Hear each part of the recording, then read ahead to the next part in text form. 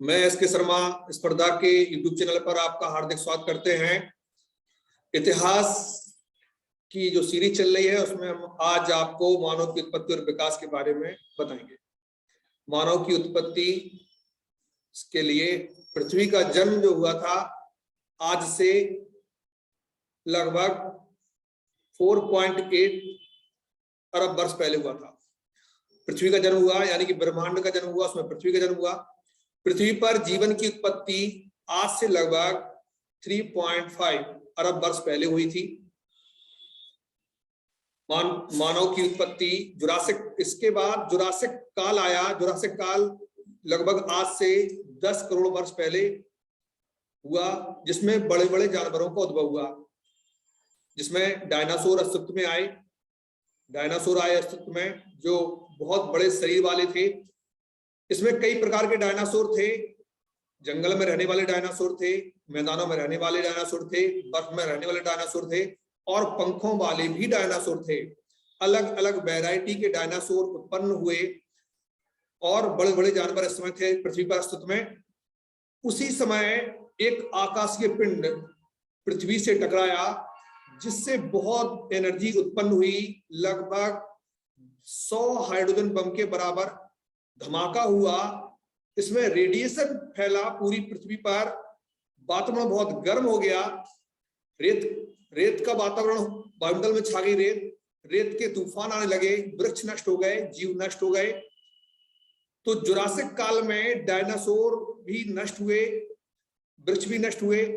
Jurassic काल के बाद एक नया महाकल्प आया जिसका नाम था सेनोजोइक काल, जो आज से लगभग 8 करोड़ वर्ष पहले आया था।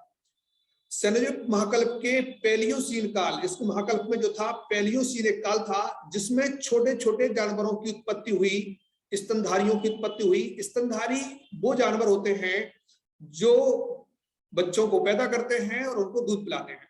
इसमें सबसे पहले छोटे छोटे स्तनधारियों की उत्पत्ति हुई। छछूंदर सबसे छोटा स्तनधारी है। स्तनधारी लंगूर भी है, चिंपैंजी भी है, गोरिल्ला भी है, ओरंगुटान भी है और कपी भी है। इन कपियों से ही बानरों की उत्पत्ति हुई और बानरों से मनुष्यों की उत्पत्ति हुई। इस तरह से मनुष्य की उत्पत्ति सेनोजोइक काल में प्लोसीन युग में हुई। 5 करोड़ वर्ष पहले, आज से लगभग 5 करोड़ वर्ष पहले प्राइमेट्स की उत्पत्ति हुई। प्राइमेट्स, पैरों पे चलने वाले जानवरों की उत्पत्ति हुई। 2.5 करोड़ वर्ष पहले होमिनाइड एक प्रजाति हुई जिनकी उत्पत्ति प्राइमेट्स के द्वारा हुई। इसमें कौन शामिल थे? बानर शामिल थे। वो विकास हुआ, वो कपी कहलाए होमिनिड। क्या कहलाए? होमिनिड। होमिनिड से वानर कपी हुए। इनमें जो कई तरह के कपी हुए, कपी यानी कपी और मानव, जिसमें सबसे पहला हुआ है ड्रायोपिथेकस, आज से लगभग 2 करोड़ वर्ष पहले। ड्रायोपिथेकस के बाद जो नए कपी हुए उनका नाम था स्वपिथेकस। स्वपिथेकस के बाद जो नए कपी हुए उनका नाम हुआ रामापिथेकस। रामापिथेकस के बाद जो कपी हुए उनका नाम था ऑस्ट्रेलोपिथेकस। ऑस्ट्रेलोपिथेकस के बाद जो हुए उनका नाम था होमो हेबिलस। होमो हेबिलस के बाद हेडलबर्ग। हेडलबर्ग के बाद होमो इरेक्ट। होमो इरेक्ट के बाद निएंडरथल। निएंडरथल के बाद क्रो-मैग्नन और क्रो-मैग्नन के बाद होमो सेपियंस। होमो सेपियंस जो माना जाता है मानव का निकटतम पूर्वज माना जाता है। मानव का निकटतम पूर्वज कौन माना जाता है? होमो सेपियंस। और मानव का सबसे पहला आदि पूर्वज, यानी कि जहां से मानव के लक्षण थे मिलने प्रारंभ हो गया था, वो थे रामापिथेकस। यानी कि मानव का आदि पूर्वज लगभग 1.5 करोड़ वर्ष पहले आया। और जो होमो सेपियंस है आज से लगभग 30,000 वर्ष पहले आया। अब यहां से शुरू होता है अपना जो सफर, वो होता है ड्रायोपिथेकस। ड्रायोपिथेकस में भारत में जो अवशेष मिले हैं वो बिलासपुर में मिले हैं, बिलासपुर हिमाचल प्रदेश। और जो ड्रायोपिथेकस थे इनकी कपाल क्षमता 250 सीसी थी। कपाल क्षमता का मतलब है आंतरिक मस्तिष्क क्षमता। मानव की जो आंतरिक मस्तिष्क क्षमता है जो वर्तमान में 1450 सीसी है, जो शुरुआत में ड्रायोपिथेकस की 250 सीसी थी। यह ड्रायोपिथेकस जो था सामने वाले दांतों से चबाता था। शरीर पर बहुत ज्यादा घने बाल थे। नथुना यानी कि उनका मुख जो था बहुत नुकीला था और जानवरों की भांति थे और चारों पैरों से चलते थे।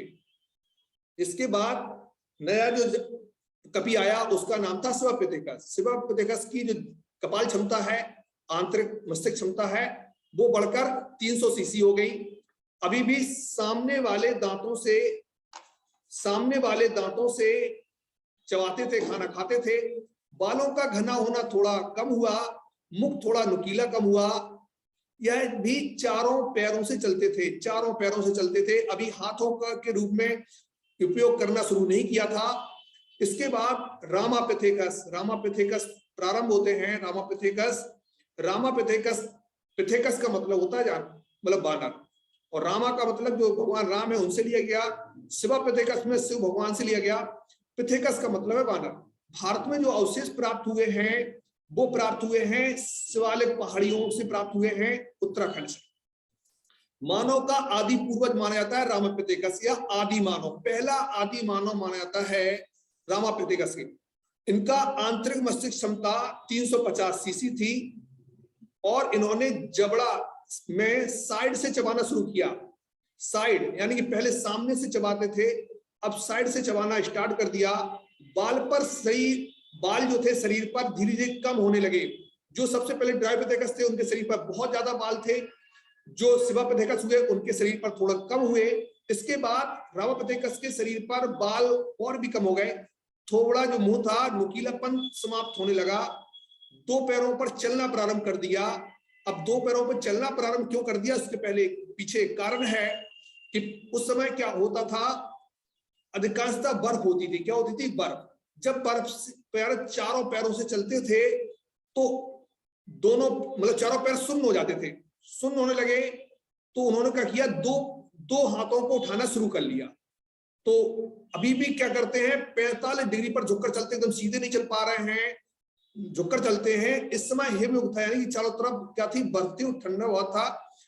अखरोट और बीज खाते हैं, साथ साथ में नरभक्षी भी हैं। जितने भी कपि हुए हैं शुरुआत में वो नरभक्षी भी थे, यानी कि सब कुछ खा लेते थे। रामापिथेकस की जो 2 शाखाएं बटी, जो जंगली इलाकों में भी ही रह गई, जो मतलब जनजातियां थी, जो जातियां थी इनकी, वो जंगली इलाकों में ही रही। वो आज भी महाकपि के रूप में रहती है। किसके रूप में रहती है? महाकपि के रूप में। जो मैदानी इलाकों में आ गए वो कहलाने लगे ऑस्ट्रेलोपिथेकस कहलाने लगे। इस तरह से मानव का विकास चल रहा है। वीडियो को आप लाइक करते रहें, शेयर करते रहें, सब्सक्राइब करते रहें। सुपर टेट की भर्ती आने वाली है, और ये जो पीजीटी है, नेट है, इतिहास जो सब्जेक्ट है आपका, चाहे वो पीजीटी में हो, चाहे टीजीटी में हो, और चाहे नेट के लिए हो, आईएसपीसी के लिए हो, ये इतिहास आपका सभी में काम में आएगा। सुपर टेट में काम आएगा, पुलिस में काम आएगा, बीएड में काम आएगा। अगला जो मानव का विकास होता है वो होता है ऑस्ट्रेलोपिथेकस। ऑस्ट्रेलोपिथेकस का जो 2 पार्ट डिवाइड करो, ऑस्ट्रल का मतलब होता है दक्षिणी, पिथेकस का मतलब होता है बानर। यानी कि दक्षिण अफ्रीका में मानव के उद्भव का सबसे पहले प्रमाण मिलना शुरू हुआ। दक्षिण अफ्रीका से मानव का उद्भव का सबसे पहले प्रमाण मिलना प्रारंभ हुआ। प्राचीनतम प्रमाण मिला है 1924 ईस्वी में दक्षिण अफ्रीका के ट्रांसवाल क्षेत्र के टाउन क्षेत्र में प्राप्त हुआ है। यह पहला मानव था जो 2 पैरों पर चलना प्रारंभ किया। हमने कहा कि मुसीबत में चलना प्रारंभ किया है, बर्फ बहुत ज्यादा थी, चारों पैरों से चलता था, सुन्न हो जाते थे, उनको 2 पैरों को उठा लेता था, 2 से चलता था। धीरे धीरे उसने ये प्रक्रिया अपनाई कि 2 से ज्यादा अच्छा चल सकते हैं। लंबाई इनकी जो थी वो 3.5 फीट से 5 फीट के बीच में थी। इनमें जो विशेषता थी, इनके दांत जो होने लगे थे मानव जैसे होने लगे थे, लेकिन मस्तिष्क इनका अभी भी बानर जैसा ही था। पत्थरों से और हड्डियों से शिकार करनी प्रारंभ कर दी, और उन्होंने पेड़ों की शाखाओं से शिकार करना प्रारंभ कर दिया। गुफाओं में रहना प्रारंभ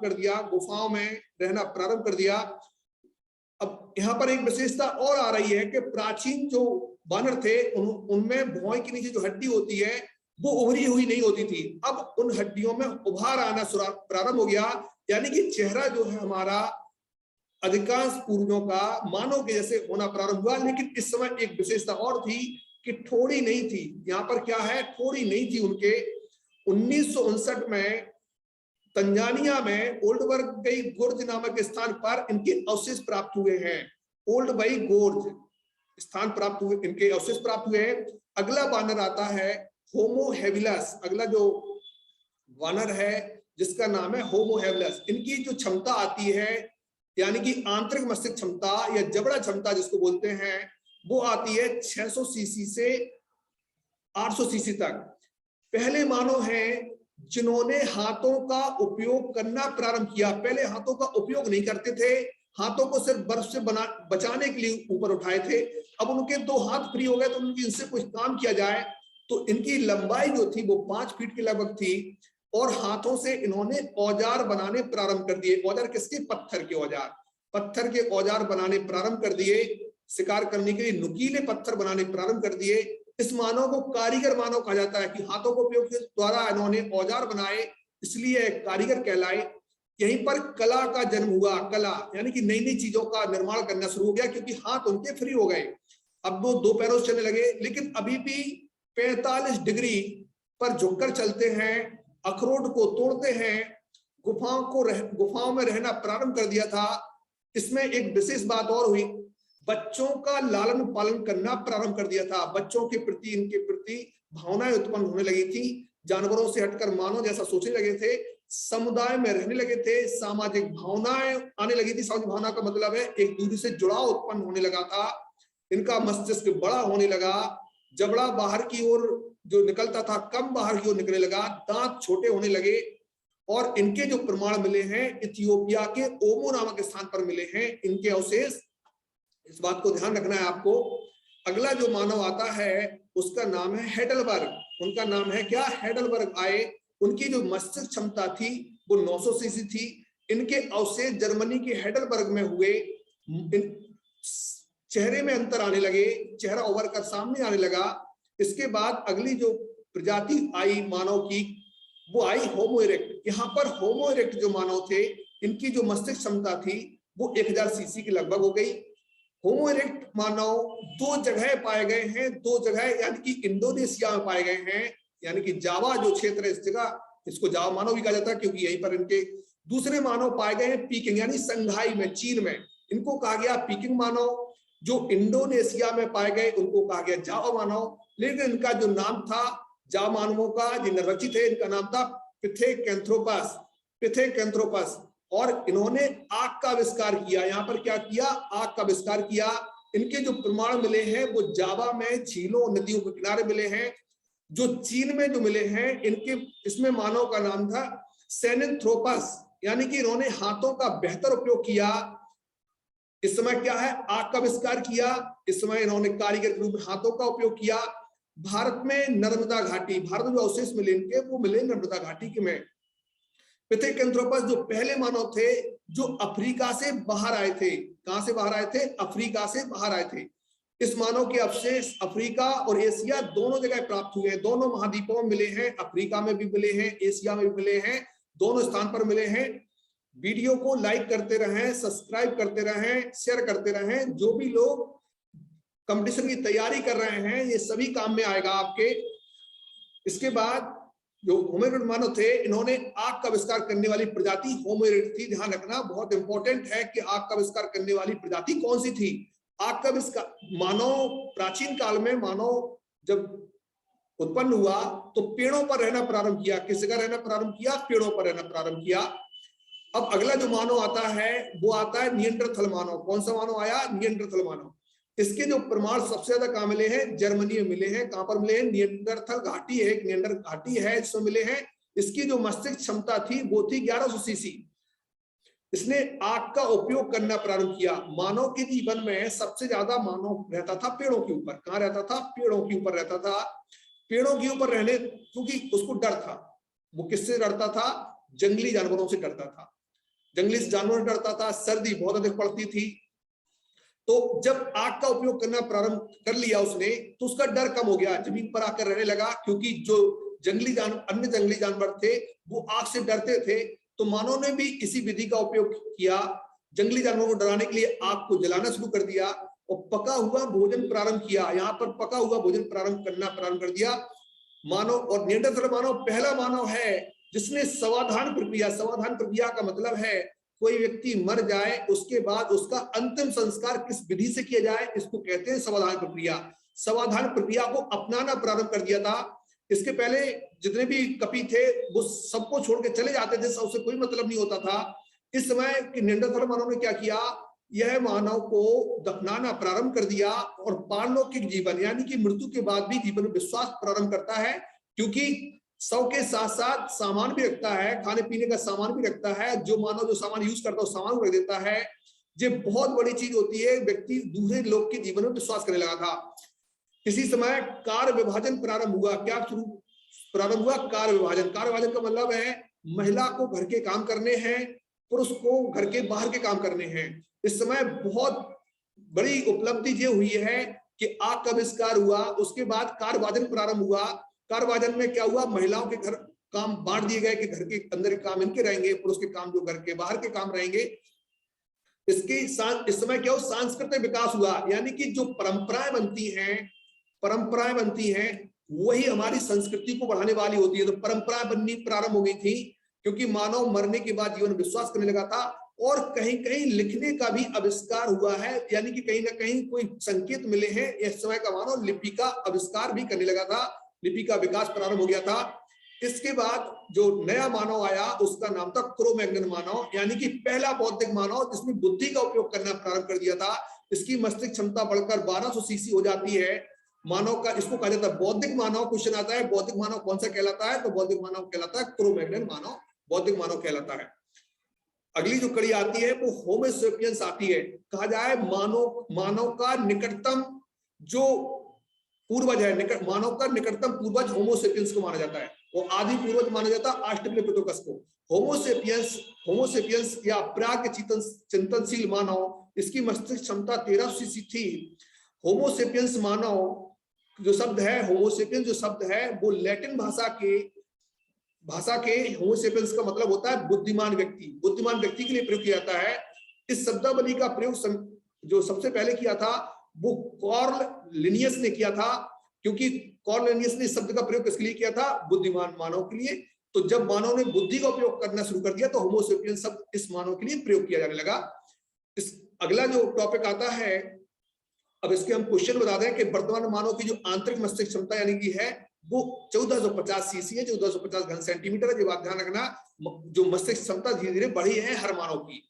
अब हम आपको इसमें क्वेश्चंस कैसे बनते हैं शुरुआत से अब एक बार देख लो, क्वेश्चन किस तरह से बनते हैं। वीडियो को लाइक करते रहें, सब्सक्राइब करते रहें, शेयर करते रहें और हर विद्यार्थी तक पहुंचाना आपका कर्तव्य है। क्वेश्चन बनता है पृथ्वी का जन्म आज से कितने वर्ष पहले हुआ था। क्वेश्चन बनता है पृथ्वी का जन्म आज से कितने वर्ष पहले हुआ था, 4.8 वर्ष पहले हुआ था।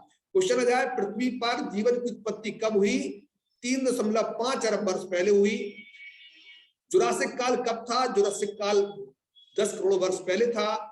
इस समय जुरासिक काल में जो सबसे बड़ी विशेष बात क्या थी कि बड़े बड़े जानवरों का उदय हुआ, जैसे डायनासोर अस्तित्व में आए। डायनासोर अधिकांशतः शाकाहारी थे, इन्होंने वृक्षों को खाना प्रारंभ कर दिया था। और इनका अंत कैसे हुआ, एक बहुत बड़ा आकाशीय पिंड पृथ्वी से टकराया जिसके कारण डायनासोर वृक्ष पूरे खत्म हो गए। डायनासोर शाकाहारी थे, इतने बड़े जीव के लिए खाने के लिए पर्याप्त नहीं था। धीरे धीरे डायनासोर नष्ट होते चले गए और इसके कारण क्या हुआ, बहुत ज्यादा रेडिएशन हुआ, प्रकृति चेंज होने लगी, तो छोटे छोटे जीवों की उत्पत्ति हुई। क्वेश्चन आ जाए कि स्तनधारियों का जन्म कब हुआ, स्तनधारी जिसमें मानव भी शामिल है, वो हुआ सेनोजोइक महाकल्प में हुआ। किस युग में हुआ, उस युग का नाम था पैलियोसीन नामक युग में हुआ। इसमें सबसे पहले छोटे छोटे जानवरों की उत्पत्ति हुई, एकदम बड़े जानवरों की उत्पत्ति नहीं हो पाई। छोटे छोटे जानवर, सबसे पहले जो स्तनधारी जन्मा उसकी आकृति छछूंदर जैसी थी और छछूंदर भी इस सबसे छोटा स्तनधारी है। सबसे पहले जो जानवर बने, जीव बने, वो बने छछूंदर से। फिर उनकी विकास होते गए, तो उन विकास होता गया तो उससे बाकी कपियों का विकास हुआ, कपियों से बानर बने, बानर से मनुष्य की उत्पत्ति हुई सबसे पहले। अब अगला जो है 5 करोड़ वर्ष पहले प्राइमेट्स, कौन आए, प्राइमेट्स आए। कहा जाए मानव की उत्पत्ति किससे हुई है, प्राइमेट्स से हुई है। प्राइमेट्स में एक नई प्रजाति का विकास हुआ जिसको कहा गया होमोनाइड। होमोनाइड से इसके बाद इनके नाम देने शुरू कर दिए जैसे ड्रायोपिथेकस, शिवापिथेकस, रामापिथेकस, ऑस्ट्रेलोपिथेकस, होमो हेबिलस, हेडलबर्ग, होमो इरेक्ट, निएंडरथल, क्रो-मैग्नन, होमो सेपियंस। होमो सेपियंस जो था मानव का निकटतम पूर्वज, ध्यान रखना, आदि पूर्वज जो है वो ऑस्ट्रेलोपिथेकस है। ड्रायोपिथेकस पहला मानव था, पहला कपि था जिसने मानव जैसी एक्टिविटीज शुरुआत हुई, मानव जैसे चेहरे उत्पन्न हुए। भारत में इसके अवशेष बिलासपुर में मिलते हैं, हिमाचल प्रदेश में। इनकी कपाल क्षमता जो थी वो 250 सीसी थी। सामने वाले दांतों से चबाते थे। शरीर पर बहुत घने बाल होते थे, रचना थोड़ा नुकीला था और जानवरों की भांति चलते थे।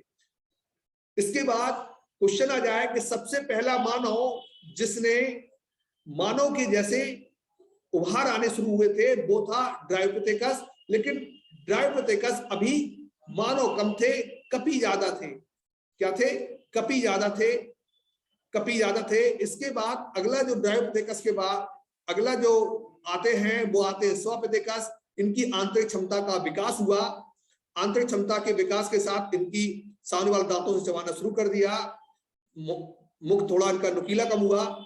क्वेश्चन आ जाए मानव का आदि पूर्वज मतलब आदि मानव, यानी कि आदि, यहाँ पे क्या हुआ, मानव जैसी आकृतियां बननी प्रारंभ हो गई थी। रामापिथेकस इनका नाम था। भारत में इनके अवशेष कहां से मिले हैं? शिवालिक पहाड़ियों से मिले हैं। मानव का आदि पूर्वज है, इसकी मस्तिष्क क्षमता बढ़ने लगी। और इसके रामापिथेकस में दो पार्ट हो गए। जो जंगली इलाकों में रहे वो महाकपि कहलाए, जो मैदानी इलाकों में आ गए ऑस्ट्रेलोपिथेकस कहलाए। ऑस्ट्रेलोपिथेकस की जो मस्तिष्क क्षमता थी वो 450 सीसी थी। दक्षिण अफ्रीका में क्वेश्चन आ जाए कि मानव की उत्पत्ति कहां से मानी जाती है? दक्षिण अफ्रीका से मानी जाती है। पहला मानव है जो दो पैरों पे चलना प्रारंभ करता है। यहाँ पर मानव गुफाओं में रहना प्रारंभ करता है। क्वेश्चन आ जाए भौं की हड्डियों में उभार आना किसके प्रारंभ हुआ था? तो वो था ऑस्ट्रेलोपिथेकस। कौन था? ऑस्ट्रेलोपिथेकस, जिसमें मानव की भौं की हड्डियों में उभार आना प्रारंभ हो गया था। लेकिन ठोड़ी नहीं थी, ध्यान रखना, ठोड़ी नहीं थी। ठोड़ी का विकास बाद में हुआ। होमो हेबिलस। क्वेश्चन आ जाए कारीगर मानव कौन था? पहला कारीगर मानव कौन था? पहला कारीगर मानव होमो हेबिलस था, जिसने हाथों का उपयोग करना प्रारंभ किया। पत्थरों से औजार बनाने प्रारंभ किए। कला का जन्म हुआ। और यह अभी झुककर चलते थे, एकदम सीधे नहीं चलते थे, झुककर चलते थे। गुफाओं में रहना प्रारंभ कर दिया। सामाजिक भावना कब से आने लगी थी? तो ध्यान रखें, ऑस्ट्रेलोपिथेकस के समय से सामाजिक भावना आने लगी थी। मस्तिष्क इनका बड़ा था, जबड़ा बाहर की ओर कम निकला हुआ था, दांत छोटे होने लगे थे। इसके बाद अगला जो आता है वो हेडलबर्ग है। हेडलबर्ग का नाम इसलिए पड़ा कि जर्मनी के हेडलबर्ग नामक स्थान पर इनके अवशेष प्राप्त हुए। सबसे ज्यादा विशेष उपलब्धियां शुरू हुई हैं होमो इरेक्ट से। होमो इरेक्ट जो था वो इंडोनेशिया में, इसको जावा मानव भी कहा गया। चीन में मिले उनको पीकिंग मानव कहा गया। ये नरभक्षी भी थे। जो होमो इरेक्ट्स इंडोनेशिया मिले उनका नाम था पिथेकेंथ्रोपस। जो चीन में मिले इनका था सेनंथ्रोपस। इन्होंने आग का आविष्कार किया। जावा में झीलों नदी किनारे इनके अवशेष प्राप्त हुए। भारत में इनके अवशेष नर्मदा घाटी में प्राप्त हुए। पिथेकेंथ्रोपस पहले मानव थे जो अफ्रीका से बाहर आए थे। इस मानव के जीवाश्म अफ्रीका और एशिया दोनों स्थान पर पाए गए। बहुत इंपॉर्टेंट रोल है आग का आविष्कार का। मानव के जीवन में सबसे ज्यादा परिवर्तन किसी ने किया है तो वो आग के आविष्कार ने किया है। आग के आविष्कार से मानव को पका हुआ भोजन मिलने लगा। जंगली जानवरों का डर कम हो गया, पृथ्वी पर आकर रहने लगा। पहले पेड़ों पर रहते थे जंगली जानवरों के डर के कारण। फिर निएंडरथल मानव की उत्पत्ति हुई। निएंडरथल मानव की जो उत्पत्ति हुई, जर्मनी के निएंडरथल घाटी में इनके सबसे ज्यादा अवशेष मिले हैं। इस कारण इनका निएंडरथल मानव कहा गया। इनको आग का उपयोग करना प्रारंभ कर दिया था। क्वेश्चन आ जाए आग का उपयोग सबसे ज्यादा किसने किया? तो आग का सबसे ज्यादा उपयोग किया है निएंडरथल मानव ने। क्वेश्चन आ जाए सावधान प्रक्रिया को अपनाने का किस मानव ने उपयोग करना सावधान प्रक्रिया का शुरू किया? वो था निएंडरथल मानव। इन्होंने पारलौकिक जीवन में विश्वास करना प्रारंभ किया।